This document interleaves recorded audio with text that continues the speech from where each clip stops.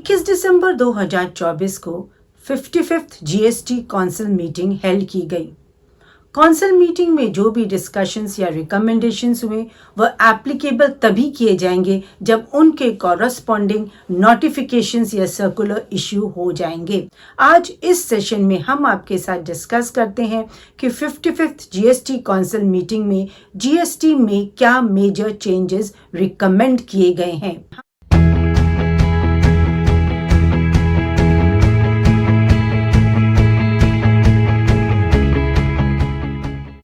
Hi friends, welcome back to my channel.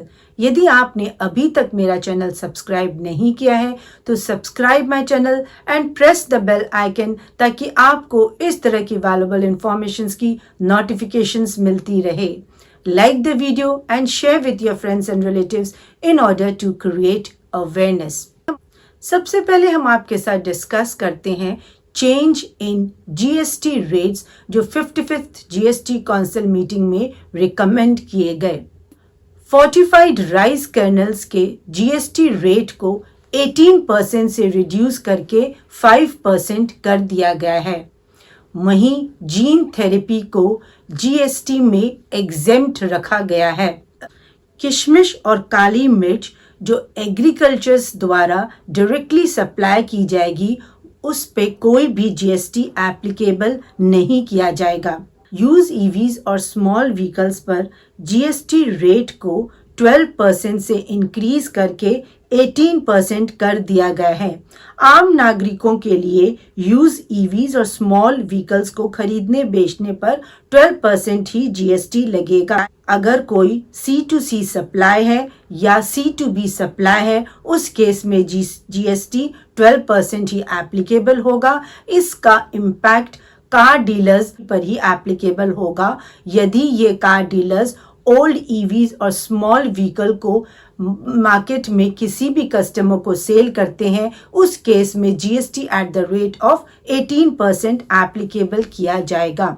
Salted popcorn अगर unpacked है तो उस पे 5% जीएसटी एप्लीकेबल होगा। यदि वो पैक्ड और लेबल्ड फॉर्म में है उस पर 12% जीएसटी एप्लीकेबल होगा। यहाँ पॉपकॉर्न पर उन्होंने एक नया रेट इंसर्ट किया है, rate of 18% on caramelised popcorn, जिस पॉपकॉर्न में शुगर ऐड किया जाएगा और उसे कैरामलाइज किया जाएगा उस पर अब GST at the rate of 18% applicable हो जाएगा। जीएसटी को इंट्रोड्यूस करने का मेन पर्पस था ease of business and simplicity. वहीं डे बाय डे जीएसटी को और भी कॉम्प्लिकेटेड किया जा रहा है।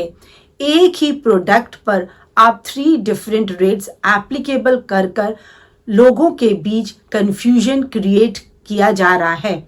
वहीं जहां आम आदमी की हेल्थ इंश्योरेंस और लाइफ इंश्योरेंस की प्रीमियम को लेकर जीएसटी में रेट घटाने की या जीएसटी हटाने की जो उम्मीदें थी उसे नेक्स्ट मीटिंग के लिए डिफर कर दिया गया है।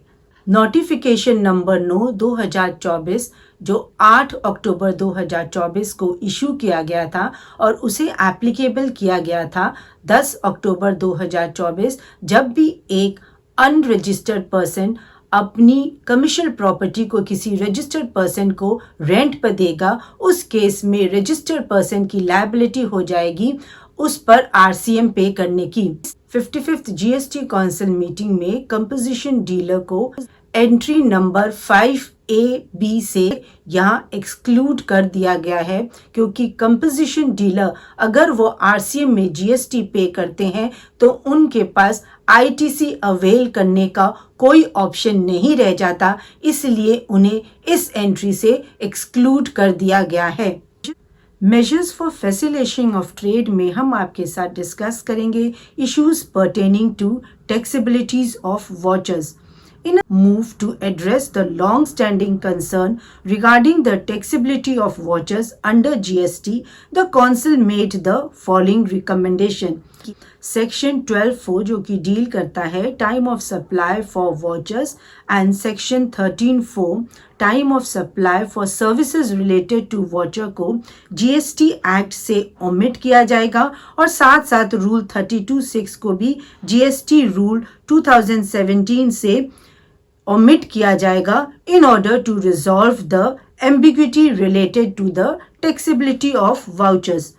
यहाँ पर उन्होंने ये रिकमेंड किया है, अगर आपको वाउचर के बदले में वाउचर आप रिसीव कर रहे हैं, उस केस में कोई भी जीएसटी आप पर एप्लीकेबल नहीं होगा. यदि किसी भी वाउचर का distribution principal to principal basis हो रहा है, तब भी कोई भी जीएसटी वाउचर्स पर एप्लीकेबल नहीं किया जाएगा. लेकिन यदि वाउचर्स का distribution principal to agent basis किया जा रहा है, उस केस में जो भी कमीशन एक एजेंट रिसीव कर रहा है, उस पर जीएसटी एप्लीकेबल किया जाएगा.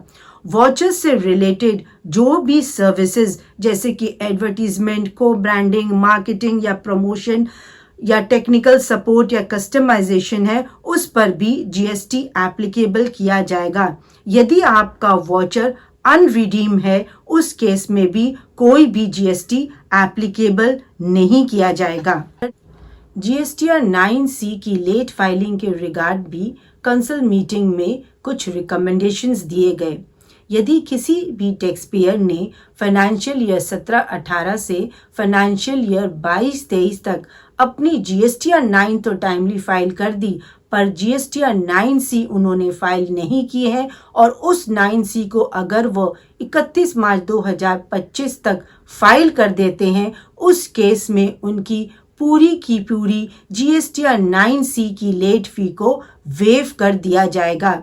लेकिन अगर किसी टैक्स पेयर ने अपनी टाइमली जीएसटीआर 9 फाइल नहीं की, उस केस में उसी excess amount of late fee payable till the date of filing form GSTR 9 applicable किया जाएगा.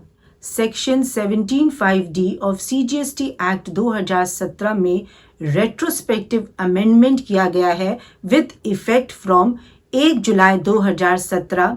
यहाँ पर गवर्नमेंट ने अपनी सफाई देते हुए कहा कि उनसे कुछ ड्राफ्टिंग में एरर हुआ है, और उन्होंने section 17 sub section 5 clause D में प्लांट और मशीनरी वर्ड को रिप्लेस करके प्लांट एंड मशीनरी कर दिया रेट्रोस्पेक्टिवली विद इफेक्ट फ्रॉम 1 जुलाई 2017.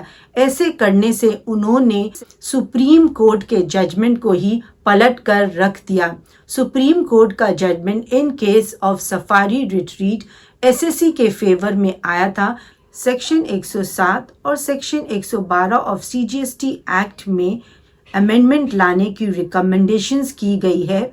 अभी तक हो क्या रहा था कि जब भी किसी भी टैक्स पेयर्स पर नोटिसेस या ऑर्डर इशू किए जा रहे थे, अगर वह टैक्स पेयर उसके अगेंस्ट अपील कर रहे थे, तो उन्हें 10% of the tax amount pre deposit कराना होता था. लेकिन यदि किसी भी टैक्स पेयर पर कोई ऑर्डर इशू किया और उसमें कोई भी टैक्स अमाउंट इन्वॉल्व नहीं था, ओनली पेनल्टी अमाउंट इन्वॉल्व था, उस केस में टैक्स पेयर्स को प्री डिपॉजिट पे करने की कोई भी रिक्वायरमेंट नहीं थी. पर अब सेक्शन 107 और 112 ऑफ सीजीएसटी एक्ट में अमेंडमेंट किया जाएगा, और अब अगर किसी टैक्स पेयर पर कोई भी ऑर्डर सर्व किया जा रहा है जिसमें ओनली पेनल्टी अमाउंट इंक्लूड है, इस केस में भी उन्हें 10% of the penalty amount as a pre deposit pay करना होगा in order to go for the appeal. Invoice management system की फंक्शनैलिटी के रिस्पेक्ट में भी जीएसटी काउंसिल मीटिंग में कुछ रिकमेंडेशंस रखे गए. इनवॉइस मैनेजमेंट सिस्टम को जीएसटी पोर्टल पर ऑलरेडी इम्प्लीमेंट कर दिया गया है, और उसके रिगार्ड में प्रोविजंस अब जीएसटी एक्ट में इनकॉर्पोरेट किए जाएंगे. सेक्शन 38 ऑफ सीजीएसटी एक्ट और रूल 60 ऑफ सीजीएसटी एक्ट में कुछ चेंजेस किए जाएंगे, ताकि जब भी टैक्स पेयर अपने इनवॉइस मैनेजमेंट सिस्टम में एक्शंस लेगा, वह उसकी जीएसटीआर 2B में रिफ्लेक्ट होगा, और जिसके बेसिस पर अपनी जीएसटीआर 3B फाइल कर टैक्स पेयर्स अपनी आईटीसी क्लेम कर सकते हैं. सेक्शन 34 सब सेक्शन 2 जो कि डेबिट नोट और क्रेडिट नोट में डील करता है, उसमें अमेंडमेंट किया जाएगा, और new rule 67B in CGST rule 217 में इंसर्ट किया जाएगा to prescribe the manner in which the output tax liability of the supplier shall be adjusted against the credit note issued by him. मान लो किसी भी सप्लायर ने कुछ goods recipient को सप्लाई किए, अब रेसिपेंट की कुछ परचेज रिटर्न है। जब भी एक रेसिपेंट परचेज रिटर्न करता है तो सप्लायर उसे क्रेडिट नोट इशू करता है। जिस भी ओरिजिनल सप्लायर पर जितना भी ITC रेसिपेंट ने क्लेम किया था, अब जब उसने अपनी परचेज रिटर्न की है और सप्लायर ने उसे क्रेडिट नोट इशू किया है, उस केस में जिस अमाउंट का क्रेडिट नोट रेसिपेंट को इशू किया गया है उसी अमाउंट से उसे अपनी ITC को रिवर्स करना होगा। और जब तक रेसिपेंट अपनी इस ITC को रिवर्स नहीं करेगा तब तक सप्लायर अपनी टैक्स लायबिलिटी को रिड्यूस नहीं कर सकता। इस तरह इनवॉइस मैनेजमेंट सिस्टम के माध्यम से पूरा का पूरा GST रिटर्न स्ट्रक्चर को ग्रेजुअली चेंज करने का प्रपोजल रखा गया है। Hope guys this video has added value to you. Thanks for your valuable time. जय हिंद।